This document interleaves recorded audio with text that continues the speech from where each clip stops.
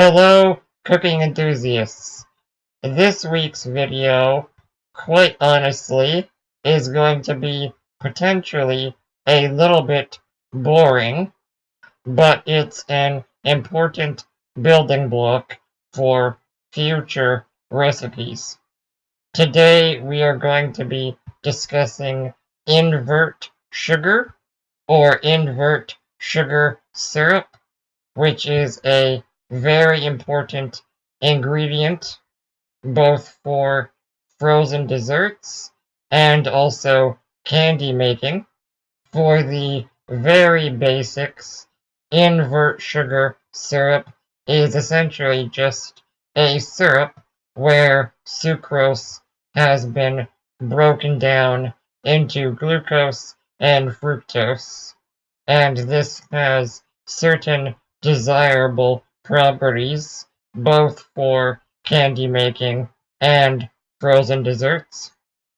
Of course, you can buy it, and corn syrup is an example of an invert sugar syrup, but it's also incredibly easy to make, and I'm going to discuss two variations on a basic invert syrup that I'm going to use. For me, anyways, corn syrup can actually be kind of expensive, so in the future, I can't imagine myself not just making my own invert syrup for future applications. The reason we would use invert syrup is because it has significantly higher anti-freezing power compared to just regular sugar. There's lots of more in-depth explanations online, but essentially, if 100 grams of regular sucrose has 100 anti-freezing points, 100 grams of invert syrup should have roughly 190 anti-freezing points. The only potential downside with regular invert syrup is that the potential perception of sweetness is higher.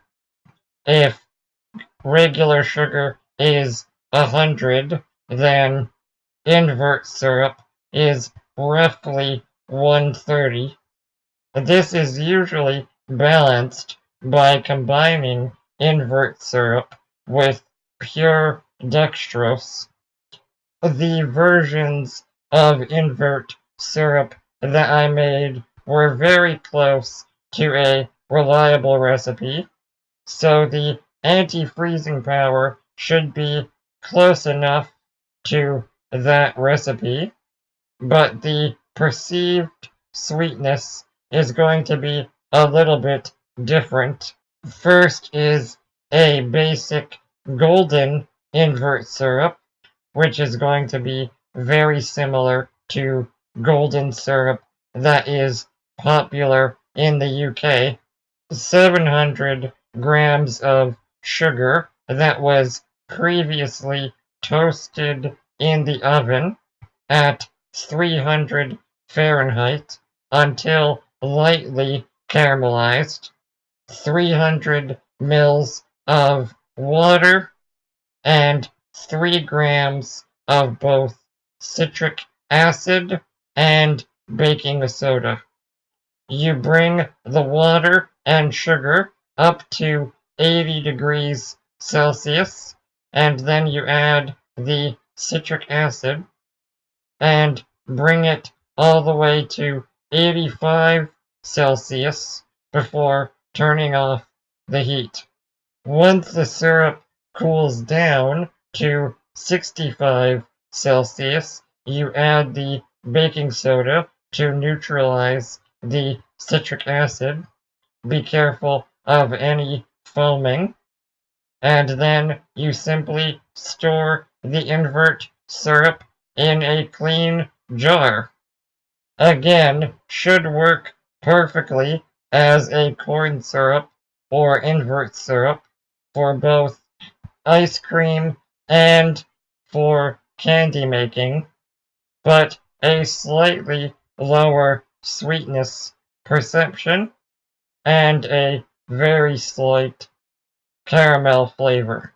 Next is more of my invention, which is a invert brown sugar syrup, 700 grams of brown sugar, 400 grams of molasses, 300 again of water, 3.5 grams of citric acid, and 4 grams of baking soda. Brown sugar, of course, has molasses already, but it is mostly sucrose, so I add additional molasses to really get a strong brown sugar flavor.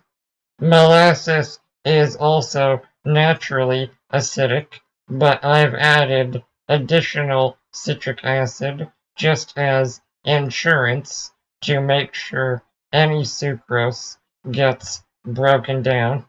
The procedure is pretty much identical.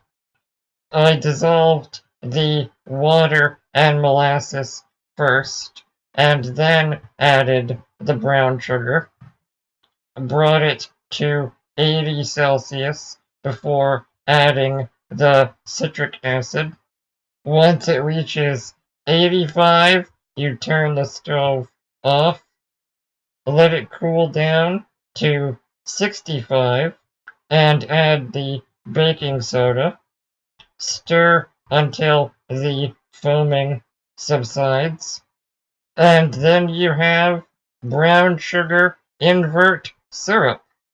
Again, this one has slightly unknown anti-freezing properties, but I would say it's pretty close to regular invert syrup.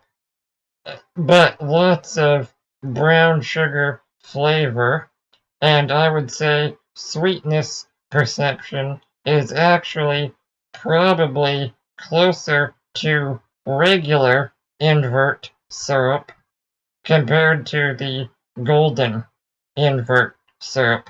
That is it for this video. Hopefully it's a little bit interesting. I'll be referencing these ingredients in future videos. Thank you for watching.